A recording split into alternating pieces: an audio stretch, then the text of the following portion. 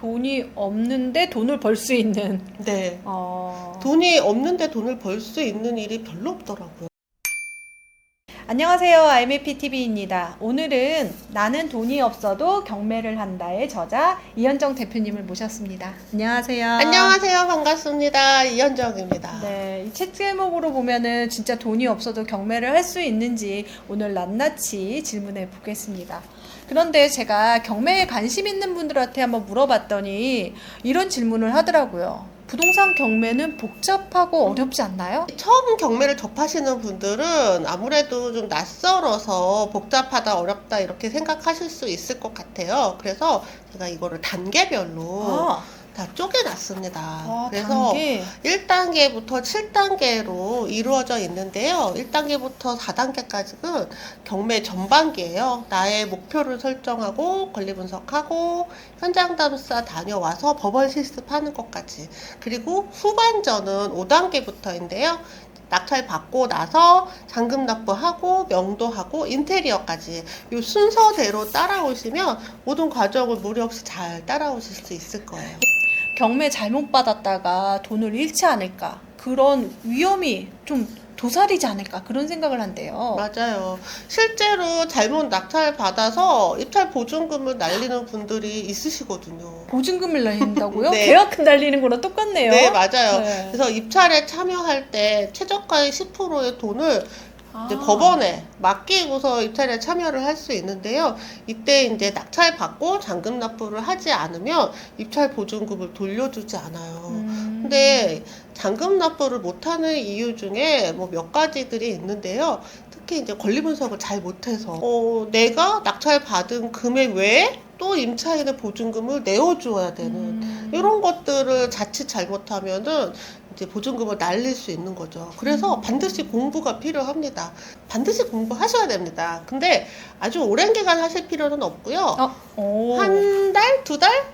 길면 2달 정도 하시면 되세요. 그래서 책 읽으시고 또 여기에 이제 함께 들어있는 리치고 2개월 이용권이 있어요. 경매를 찾는 거? 네, 경매 물건을 직접 검색을 해보면서 이제 권리 분석을 해보시는 거죠. 그리고 저희 카페에서 지금 매일 물건 챌린지라고 이렇게 물건 검색을 올리는 챌린지도 하고 있거든요. 카페 이름이 어떻게 되나요? 네, 즐거운 경매입니다. 네, 즐거운 경매. 그러면 책을 읽고 그 다음에 리치고로 연습하고 그리고 그거를 이제 또 카페에 글 올려서 한번 이렇게 검증도 받고. 맞아요. 그리고 경매에 관심 있는 분들이 요즘 이런 질문을 하는데요. 뉴스에서도 많이 나왔지만 뭐 낙찰가율이 높아지고 뭐 법원에 사람들이 미어 터진다. 그만큼 경쟁이 치열한데 좋은 경매 물건 찾기 어렵지 않을까? 이렇게 물어보시더라고요. 사실 지금 경매 물건이 진짜 많거든요. 많아요? 네, 와. 거의 뭐 2만 개 가까이 물건이 떠 있으니까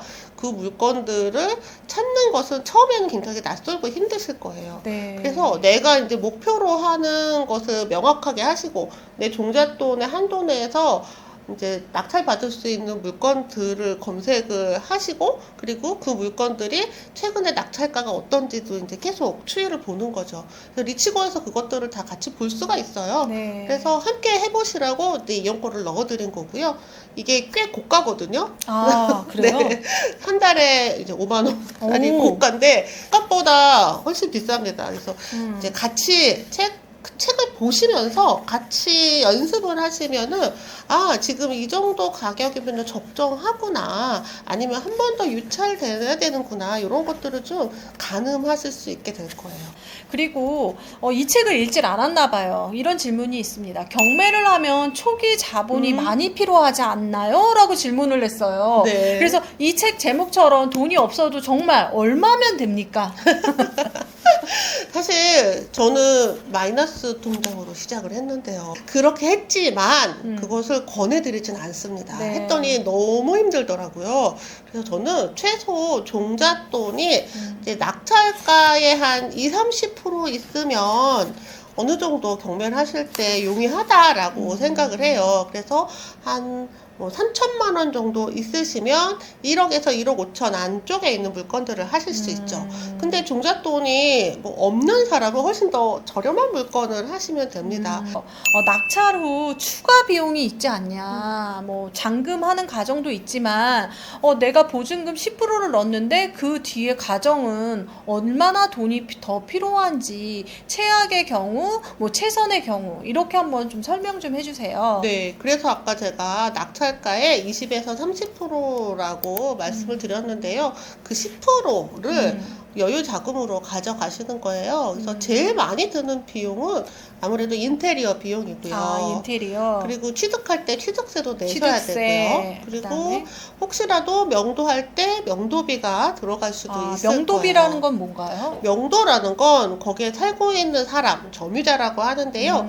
이 사람을 나가게 할 때 드는 비용이에요. 그래서 원래는 명도비를 다 드리는 게 원래 원칙은 아니고요. 서로 합의하에 조금 더 빨리 나가는 대한 감사의 표시로 약간의 명도비를 드리기도 해요. 근데 요거를 안 드리고 싶다면 모두 다 자신의 보증금을 다 배당받는 임차인이라면 명도비를 따로 드리지 않고요. 그리고 최근에는 물건이 많기 때문에 인테리어 비용이 가능한 안 드는 물건을 선택하시라고 말씀을 드립니다. 그래서 물건이 없을 때는 저렴하게 낙찰 받아서 인테리어비를 들여서 가치를 업그레이드 했지만 지금은 물건이 많으니까 샤시 상태 이런 거 보고 돈 안 드는 물건들을 찾으시면 됩니다. 경매는 대출이 잘 나오나요? 네, 대출이 경매도 이런 주택담보대출에 대한 제약을 모두 받아요. 아, 받긴 받아요? 네, 받습니다. 그래서 LTV, DTI, DSR 모두 다 제약을 받는데요. 다만 저렴하게 낙찰을 받으면 낙찰가의 80%까지 대출이 가능한 거죠. 근데 이때 뭐 신용도나 이런 것들도 다 제약을 받긴 합니다. 근데 최근에는 많이 저렴하면은 90%까지도 대출이 되기도 하더라고요. 근데 항상 그런 건 아니고 저렴하게 낙찰 받으면 낙찰가의 80% 정도 대출이 나온다. 그리고 기존에 내가 다른 대출이 많으면 더 한도가 좀 줄어들 수는 있다. 이런 거 좀 체크해 두시고요. 그래서 내 신용 상태나 이런 것들도 확인을 미리 해 두시면 좋습니다. 경매 정보를 얻기 어렵다. 어느 순서를 해야 되나?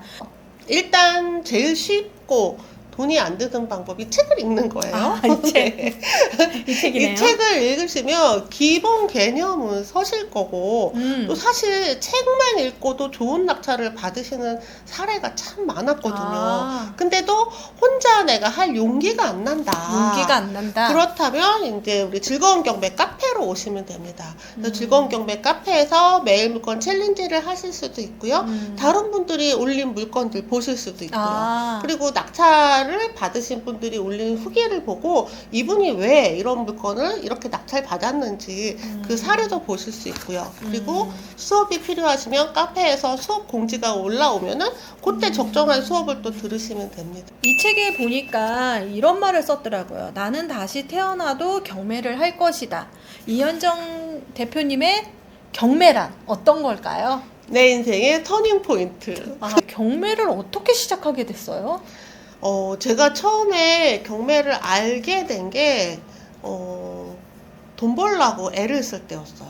그래서 난 돈이 없는데 내가 돈을 벌어야 되는 거예요. 그때 이제 아기가 막 태어났고, 셋째 아이가 이제 막 태어났고, 집안 형편이 갑자기 어려워지고, 이대로 살아서는 이 세 아이를 잘 키울 자신이 없어졌거든요. 그래서 돈 되는 일이 뭘까? 아무거나 나쁜 짓 빼놓고 다 해야지 라고 할 때 경매를 만났고 저한테 정말 행운이었죠. 근데 되게 아이러니까 돈이 없는데 돈을 벌 수 있는. 네. 돈이 없는데 돈을 벌 수 있는 일이 별로 없더라고요. 진짜 없는데. 없더라고요. 그래서 그것도 그 지금 수준보다 훨씬 더 많이 벌어야 되는 거죠. 근데 그리고 나서 지금 16년 저희 이제 막둥이가 16살이 됐으니까 16년이에요? 네. 그래서 새 아이를 잘 키웠죠. 네. 너무 저한테는 경매는 사랑인 것 같기도 하네요. 네.